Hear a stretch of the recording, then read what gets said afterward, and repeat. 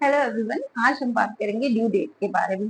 Due date क्या होती है, ड्यू डेट अगर क्रॉस हो जाती है तो क्या कॉम्प्लिकेशंस हो सकते हैं, और आपको किन चीजों का ध्यान रखना है कि आपकी ड्यू डेट क्रॉस ना हो, ड्यू डेट से पहले ही डिलीवरी आ जाए। जैसे ही हमें हमारे पास पेशेंट आती है तो हम उससे पूछते हैं कि आपका लास्ट मेंस्ट्रुअल पीरियड क्या है, इसे एलएमपी कहते हैं। एलएमपी में हम 9 मंथ 7 डेज ऐड करके उसकी ड्यू डेट निकालते हैं। ड्यू डेट अगर किसी को एलएमपी नहीं पता है तो हम क्या करते हैं कि उसका फर्स्ट स्कैन पूछते हैं कि उसका 6-7 वीक पे कौन सा स्कैन हुआ है। तो 6-7 वीक का स्कैन जिसमें कार्डियक एक्टिविटी प्रेजेंट है, उससे हम जेस्टेशनल एज निकालते हैं कि 40 वीक्स कब कंप्लीट होता है, फिर ड्यू डेट निकलती है।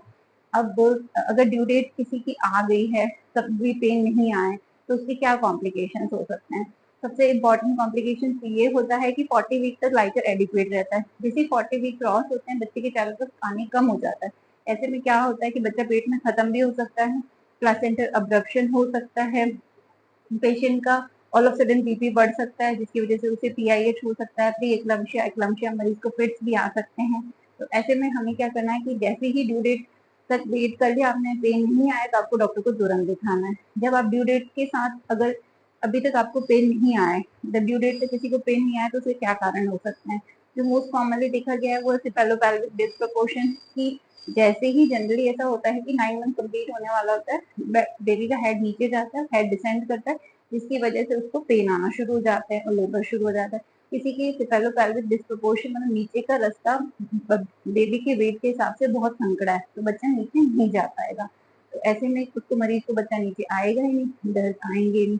या फिर मरीज के बच्चे के आंवलाल के चारों तरफ आंटे हो, तो जनरली एक आंटे में हमें प्रॉब्लम नहीं देखने को मिलती, 2 या 3 आंटे होते हैं तो ऐसे में हेड डिसेंड नहीं करता, मतलब सिर नीचे नहीं आता है तो दर्द नहीं आएंगे। या फिर मरीज की आंवलनाल नीचे हो जिसे हम लो लाइन प्लासेंटा कहते हैं। या फिर ये हो सकता है कि मरीज के लोअर सेगमेंट में कोई ट्यूमर हो, जनरली फाइब्रॉइड देखा गया, तो ऐसे मरीज में उन्हें खुद से दर्द नहीं आते हैं और उनका हेड भी फिक्स नहीं होता है। तो उस ऐसे में क्या करना है, जैसे ही ड्यू डेट क्रॉस है डॉक्टर को तुरंत दिखाना है। वो आपका एग्जामिन करेंगे, परवेजाइनल एग्जामिनेशन, जिसमें वो डिसाइड करेंगे कि आपका सेफेलोपेल्विक डिस्प्रोपोर्शन तो नहीं है, मतलब नीचे का रास्ता संकड़ा तो नहीं है। अगर लगता है रास्ता सही है तो वो आपका सर्वाइकल डायलिटेशन देखेंगे, मतलब देखेंगे कि बच्चे जाने का कितना मुंह खुला है। जनरली जैसे अगर टर्म पे पेशेंट आते हैं तो उनमें थोड़ा मुंह खुल जाता है।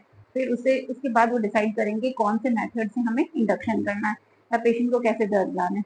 तो जो मोस्ट कॉमनली हम यूज करते हैं वो डाइनोप्रेस्टॉन जेल यूज करते हैं, इंट्रा सर्वाइकल डालते हैं जिससे पेन इंड्यूस हो जाते हैं। सेकेंड मेथड हम सिर्फ स्ट्रेच यूज करते हैं कि थोड़ा बच्चे जाने का मुंह खुला हो तो अंगुली डाल के उसको लेबर पेन बढ़ा देते हैं। फिर तीसरा मेथड हम यूज करते हैं मीजोप्रोस टैबलेट यूज करते हैं, उसको लो डोज में यूज करके दर्द बढ़ाने के लिए यूज करते हैं। तो चौथा मेथड यूज होता है वो ऑक्सीटोसिन होता है, जिसमें हार्मोन की इंजेक्शन लगा के हम दर्द बढ़ाते हैं। वो लो टाइटर में यूज करते हैं, फिर लेटर ऑन हाई टाइटर में यूज करते हैं। और ऐसे में हम जनरली 24 आवर तक वेट करते हैं कि पेशेंट को दर्द आ जाए, अनलेस अंटिल कोई इमरजेंसी नहीं हो, बच्चे की धड़कन ठीक हो, मदर ठीक हो, तो हम 24 आवर तक वेट करते हैं। अगर इमरजेंसी होती है तो बीच में भी सिजेरियन करना पड़ता है। अगर इंट्रासर्विकल जेल डाइनोप्रेस्टोन की बात करें तो किसी भी पेशेंट में हम जनरली 2 बार जेल इंड्यूस करते हैं। 3 बार भी कर सकते हैं पर जनरली सब लोग 2 बार देखते हैं कि कितना पेन आया है नहीं आया, अगर जिसके अकॉर्डिंग प्रोग्रेस, जब फिर भी प्रोग्रेस नहीं होती तो सिजेरियन करना पड़ता है फील्ड इंडक्शन की वजह से। अगर सेकेंड सिचुएशन ये रही कि अगर बच्चे का सर नीचे नहीं आ रहा है, तो सर नीचे नहीं आने का कारण मैंने बताया कि कॉर्ड अराउंड नेक हो सकती है, ऐसी सिचुएशन में भी हमें सिजेरियन करना पड़ता है। तो आपको क्या चीजों का ध्यान रखना है जिसकी वजह से आपको ड्यू डेट से पहले ही दर्द आ जाए। तो जैसे ही आपका 9 मंथ स्टार्ट होता है आपको डेली 3 से 4 डेट्स खाना है, और जैसे इनफैक्ट 9 मंथ के लास्ट के 10 दिन में आप 5-6 डेट्स भी खा सकते हैं। आपको डायबिटीज नहीं होना चाहिए, वो एनर्जी रिच तो होते ही हैं, उसके अलावा डेट्स क्या करते हैं, सर्वाइकल डायलिटेशन में हेल्प करते हैं, सर्वाइकल स्मूथनिंग कराते हैं जिससे कि लेबर की ड्यूरेशन कम हो जाती है और खुद से दर्द आने के चांसेस ज्यादा रहते हैं। उसके अलावा आप गर्म चीजें खाना शुरू करें, उसमें आप हल्दी का दूध पी सकते हैं, केसर का दूध पी सकते हैं, गुड़ की चीज खा सकते हैं। और हमारे जो भी बुजुर्ग लोग बताते हैं वो सब गर्म चीजें आप 9 मंथ में खाना शुरू कर दें। और जो सबसे इम्पोर्टेंट रोल होता है वो एक्सरसाइज का। वैसे तो मैं सबको रिकमेंड करती हूँ कि 5 मंथ के बाद ही एक्सरसाइज करना शुरू करें। इस पर भी मैं भी नेक्स्ट वीडियो बनाऊंगी क्या क्या एक्सरसाइज आप कर सकते हैं।